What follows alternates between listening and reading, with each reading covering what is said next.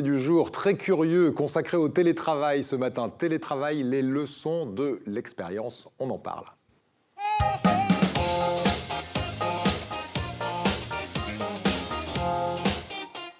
Et c'est en compagnie d'un spécialiste de la question qui va nous éclairer ce matin, Yves-Michel Nalbandian. Bonjour. Bonjour. Merci d'être avec nous. Vous représentez l'Agence régionale pour l'amélioration des conditions de travail. Vous avez mené une enquête dès le 31 mars de l'année dernière. Vous m'avez dit d'ailleurs une enquête un petit peu en urgence pour savoir comment les Français, et notamment les personnels de notre région, ressentaient le télétravail, à la fois le personnel mais aussi les entrepreneurs. On va en parler largement parce que c'est plein d'enseignements, cette enquête. Mais juste avant, on pose le débat avec ce reportage qui va là aussi nous fournir quelques chiffres. Regardez. C'est pas si mal le télétravail. Moi j'adore, mais bon, des fois on se sent un peu à l'écart. Depuis le confinement, les salariés qui ont été mis en télétravail ont montré un taux de satisfaction plafonnant entre 70 et 80%. Le télétravail a tellement la cote qu'aujourd'hui, près de la moitié des salariés souhaitent avoir recours au télétravail complet, soit 5 jours sur 5. Si pour 44% le risque sanitaire est une préoccupation, les raisons du désamour pour le présentiel en entreprise sont aussi à chercher ailleurs. 76% estiment ainsi perdre trop de temps dans les transports. Mais qu'on ne s'y trompe pas, pour 81%, la vie au bureau est considérée comme agréable et une très large majorité exprime le besoin de voir ses collègues. Près de 30% considèrent même que pendant le confinement, le télétravail a eu un impact négatif sur leur santé physique et morale. En fait, tout est question de dosage. Une chose est sûre, l'expérience du télétravail a montré que la présence dans les locaux n'était pas forcément un gage d'efficacité. Être ou ne pas être là, telle est la question. Effectivement, il y a du pour, il y a du contre. On va voir si globalement le télétravail a été apprécié ou détesté. On va mettre vraiment deux catégories comme ça de chaque côté avec vous. Vous avez mené, je disais, cette enquête à partir du 31 mars, donc dès le démarrage du télétravail ou presque. Et vous m'avez dit une enquête menée en urgence. Pourquoi il y avait urgence de faire cette enquête ? Écoutez, on a tous en tête les circonstances, le début du confinement. Et la question qui s'est posée assez rapidement pour la Directe et pour donc la structure régionale. La Directe, on rappelle ce que c'est ? Alors la Directe, c'est la direction de la concurrence, de la consommation et du travail. Donc c'est notre ministère de tutelle. Mmh. Et donc la question qui se posait, c'était finalement dans quelles conditions les salariés se retrouvaient à domicile avec ce confinement et y avait-il des difficultés, des tensions sociales ? On ne savait pas vraiment ce qui se passait, on n'avait jamais connu cette situation. Et donc, on a décidé avec la Directe donc, de faire cette enquête en urgence. Le 31 mars, vous le disiez, une quinzaine de jours après, on avait les résultats. Et on était plutôt rassurés. Finalement, le système, si vous me permettez l'expression, tenait. On avait plutôt de la satisfaction. C'est ce qu'on voit dans le reportage. C'est ce qu'on voit dans le reportage. Et donc, on était finalement rassurés. Ça ne veut pas dire que bon, tout est acquis. Ouais. Enfin, grosso modo, finalement, il y avait du soutien social, les managers étaient au rendez-vous. On avait des résultats positifs. Alors, d'après les chiffres, effectivement, de ce qu'on vient de voir dans le reportage au niveau national, en tout cas, la moitié des salariés aimeraient aujourd'hui du télétravail complet. Ça apparaît, ça, dans votre étude régionale ?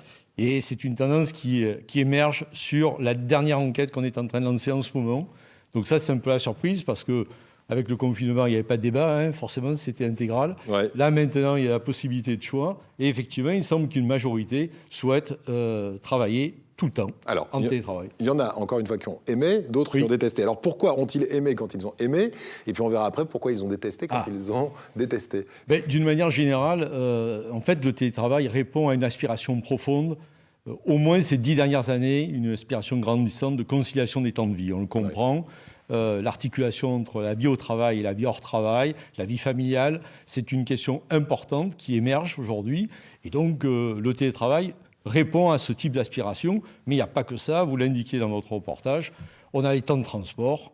Oui. Et nous avons retrouvé aujourd'hui la situation précédente, c'est-à-dire des embouteillages en nombre, des temps de transport rallongés, ce qui explique que pour les salariés, cette question soit importante.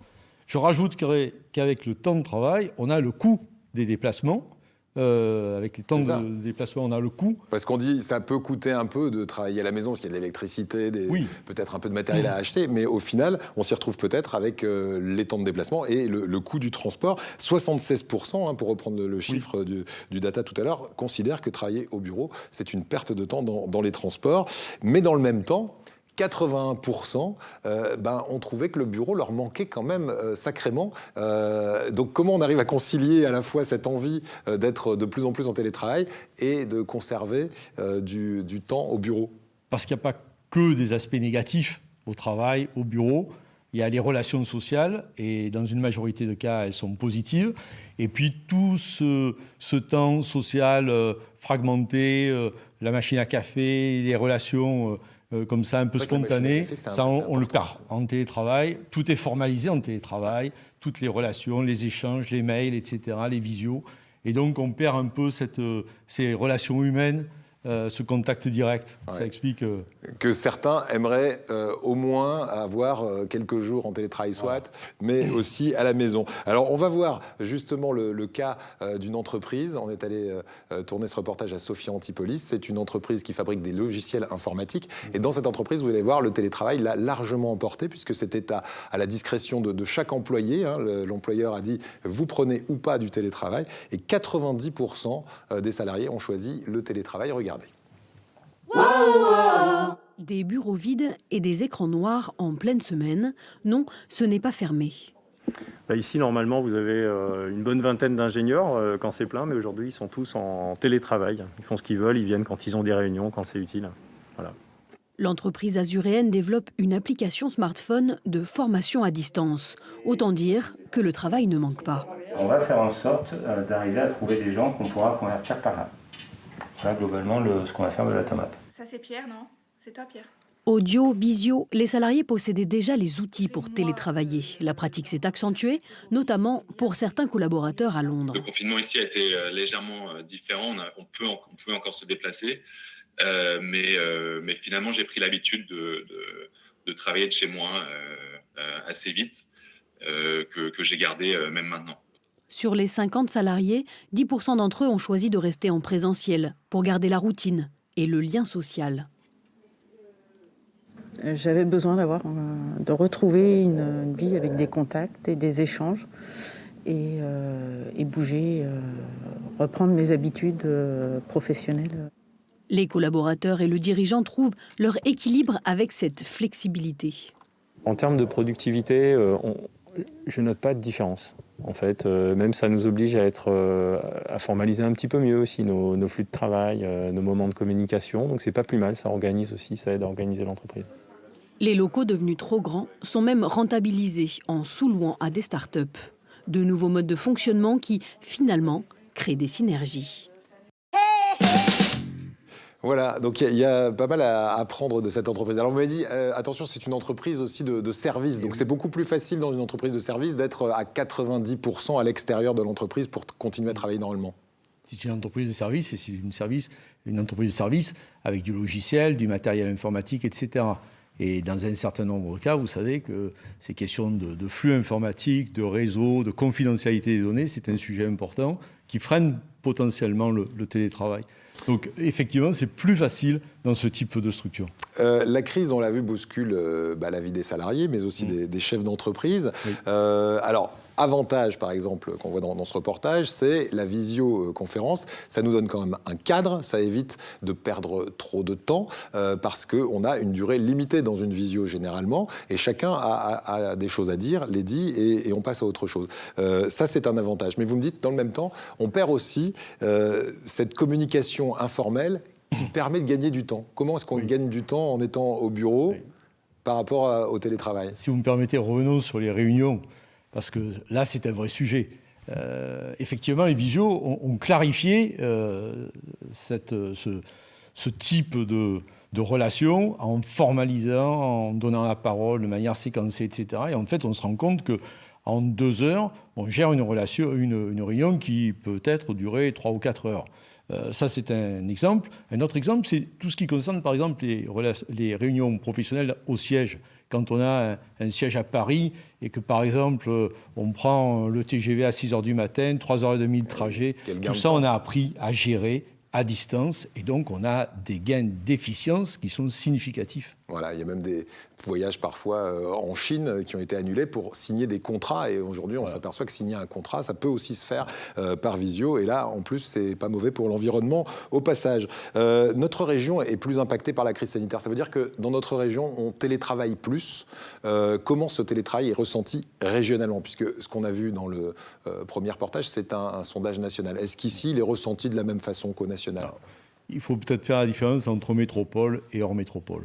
Dans les zones métropolitaines, que ce soit le sud ou les grandes métropoles en France, on a à peu près les mêmes tendances parce qu'on a des facilités de transport, c'est beaucoup plus facile d'organiser le télétravail, on a des réseaux informatiques qui sont relativement efficients, même si ici et là, il y a des poches où on le voit dans les visios, les gens qui se connectent, déconnectent, etc.